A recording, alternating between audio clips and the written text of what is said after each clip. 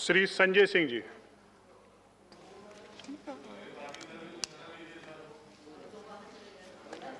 धन्यवाद मान्यवर। आज इस बिल पर आपने मुझे बोलने का मौका दिया। अभी मैं सत्ता पक्ष के लोगों को सुन रहा था।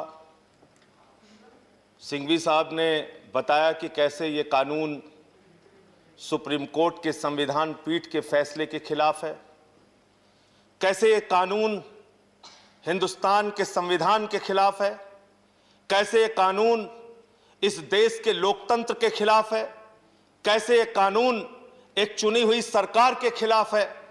और जिस प्रकार से द्रौपदी का चीरहरण राज्यसभा के अंदर धृतराष्ट्र के सामने हुआ था, आज इस सभा के अंदर संविधान का चीरहरण हो रहा है मान्यवर। और मैं आपको बताना चाहता हूं, यह भारत का संविधान है मान्यवर, और इस भारत के संविधान के तहत 69वें संशोधन के तहत दिल्ली की विधानसभा मिली।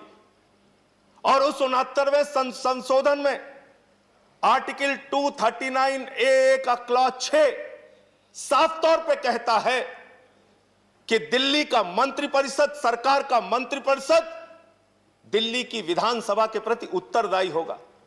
यह संविधान कह रहा है, हम नहीं कह रहे मान्यवर। यह देश का संविधान, भारत का संविधान, बाबा साहब का संविधान कह रहा है मान्यवर। और आपने उस संविधान में संशोधन कर दिया बगैर किसी कॉन्स्टिट्यूशनल अमेंडमेंट बिल के। आप एक गैर कानूनी, गैर संवैधानिक बिल लाकर आप इस देश के संविधान को तार तार कर रहे हैं। आप भारत की आत्मा को तार तार कर रहे हैं मान्यवर। दिल्ली के 2 करोड़ लोगों ने एक सरकार को चुना। मैं आपके माध्यम से इस सरकार से पूछना चाहता हूं, हमारा अपराध क्या है? आज आप बताइए। हमारे जुल्म की, किस जुल्म की, आप किस अपराध की सजा हमें दे रहे हैं? आज बताइए इस सभा में मान्यवर। मैं पूछना चाहता हूं बड़ी विनम्रता पूर्वक आपसे, जब केजरीवाल जी मुख्यमंत्री बने, स्कूलों में जाते थे, मकड़ी के जाले लगे होते थे। आज उन स्कूलों के अंदर एयर कंडीशन कमरे दिल्ली के बच्चों के लिए बनाया। क्या यह हमारा अपराध है मान्यवर? दिल्ली में मोहल्ला क्लिनिक बनाया जहां पर 200 तरह की जांच फ्री होती है, अल्ट्रासाउंड फ्री होता है, लोगों का इलाज फ्री होता है। क्या यह हमारा अपराध है मान्यवर? केजरीवाल सरकार ने महिलाओं के लिए बस की यात्रा फ्री की, बुजुर्गों की पेंशन 2 गुना की, विधवाओं की पेंशन 2 गुना की, दिव्यांगों की पेंशन 2 गुना की, गेस्ट टीचर की तनख्वाह 2 गुना की। क्या यह हमारा अपराध है मान्यवर? हमारा अपराध क्या है? हिंदुस्तान की पहली सरकार जिसने 200 यूनिट बिजली फ्री देने का काम किया, वो सरकार है केजरीवाल सरकार। आज उस सरकार को आप इस अपराध की सजा दे रहे हैं कि हमने जनता के हित में काम किया। आज दिल्ली के सरकार की तारीफ संयुक्त राष्ट्र महासंघ के पूर्व महासचिव कोफी अन्नान जी ने की। दिल्ली के शिक्षा मॉडल की तारीफ, दिल्ली के मॉडल की तारीफ अमेरिका के न्यूयॉर्क टाइम्स में हुई मान्यवर। लोग पहले कहते थे अमेरिका से सीखो, अमेरिका से सीखो। आज अमेरिका वाला कह रहा है केजरीवाल से सीखो, दिल्ली सरकार से सीखो, आम आदमी पार्टी से सीखो। ऐसी सरकार, ये हंसी सर, ये हंसी याद रखिएगा सर, ऐसे हंसते जब अत्याचार होता है, अन्याय होता है, तो रावण हंसता है। No comments. ये रावण की हंसी है, याद रखिएगा मान्यवर। इस सभा के अंदर अन्याय होता है, अत्याचार होता है, तो दुर्योधन हंसता है, कौरव हंसते हैं। अत्याचार और अन्याय होता है तो नादिर हंसता है, बाबर हंसता है, गद्दाफी हंसता है। यह हंसी याद रखिएगा मान्यवर। यह आज एक लोकतांत्रिक ढंग से चुनी हुई सरकार, जिसको 2 बार 67 सीट 62 सीट मिली, 90% से ज्यादा एक पार्टी को सीट मिलती है, आप उसकी सरकार को खत्म कर रहे हैं। और मैं बड़ी विनम्रता पूर्वक पूछना चाहता हूं, कम से कम रविशंकर प्रसाद जी यहां पर मौजूद हैं। पूरी की पूरी भारतीय जनता पार्टी दिल्ली के पूर्ण राज्य की वकालत 2098 के घोषणा पत्र में, 2003 के घोषणा पत्र में, 2008 के घोषणा पत्र में, 2013 के घोषणा पत्र में, 2015 के घोषणा पत्र में आपने हमेशा दिल्ली को पूर्ण राज्य बनाने की वकालत की। लेकिन क्योंकि 98 से लेकर आज तक 23 साल से आप चुनाव हार रहे हैं और दिल्ली में केजरीवाल से 2 बार आप चुनाव हार गए। इसके कारण से आप एक चुनी हुई सरकार को खत्म करना चाहते हैं, उस सरकार को समाप्त करना चाहते हैं। अभी हमारे भूपेंद्र यादव जी बड़े समझदार व्यक्ति हैं, कह रहे थे राष्ट्रपति सर्वोपरि बताया गया, राज्यपाल सर्वोपरि बताया गया, उपराज्यपाल सर्वोपरि क्यों नहीं बताया जाएगा? तो आज इस सदन में तय कीजिए कि मोदी सरकार मतलब कुछ नहीं, प्रधानमंत्री मतलब कुछ नहीं, गृह मंत्री मतलब कुछ नहीं, जो कुछ होंगे देश के महामहिम राष्ट्रपति होंगे। तय कीजिए इस सरकार के, इस सदन के अंदर माननीय बिल पास कीजिए बिल कि राष्ट्रपति देश को चलाएंगे।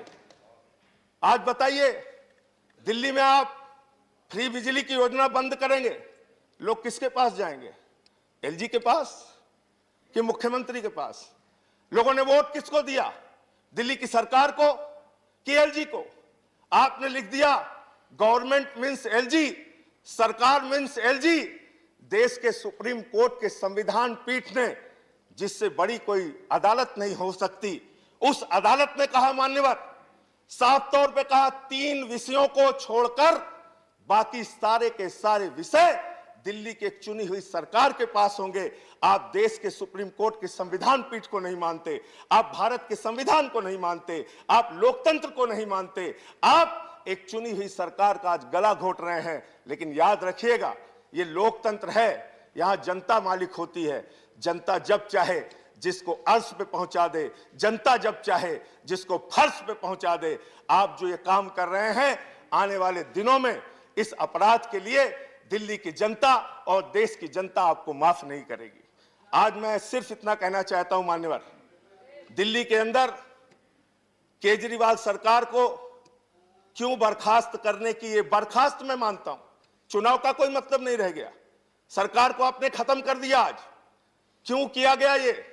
इसके पीछे सबसे बड़ा कारण, जब दिल्ली में किसान आए और उनको जेल में डालने के लिए आपने 9 स्टेडियम मांगा, केजरीवाल ने कहा हम ऐसा ऑर्डर फाड़ के फेंक देंगे, हम अपने अन्नदाता को जेल में नहीं डाल सकते। उस अधिकार को छीनने के लिए आप ये बिल लेकर आए हैं। 200 यूनिट बिजली फ्री की योजना छीनने के लिए आप ये बिल लेके आए हैं। मान्यवर आज बोलने दीजिए हमें, ये लोग बहुत बोल चुके हैं, तो बिल सरकार ही खत्म कर। आपको मौका मिलता मान्यवर दिल्ली में फ्री बिजली की योजना को खत्म करने के लिए, फ्री शिक्षा की योजना को खत्म करने के लिए, फ्री पानी की योजना को खत्म करने के लिए, मोहल्ला क्लिनिक की योजना को खत्म करने के लिए, दिल्ली की जनता के अधिकारों को छीनने के लिए ये गैर संवैधानिक, गैर लोकतांत्रिक बिल लाया गया है और इसका हम विरोध करते हैं। ये बिल रद्द होना चाहिए, वापस होना चाहिए। ये संविधान और लोकतंत्र के विरुद्ध है।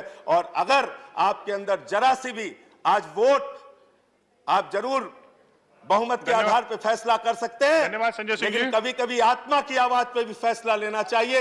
इधर बैठे हो या उधर बैठे हो, आत्मा की आवाज पर अगर पूछोगे, यहाँ बैठे हुए सारे लोग, धन्यवाद, एक भी मान्यवर सदस्य समाप्त कीजिए, अगर इनका लाई डिटेक्टर टेस्ट कराओगे ना तो ये बोलेंगे दिल से कि ये बिल गलत है। धन्यवाद संजय सिंह जी, गलत है। श्री नरेश गुजराल जी।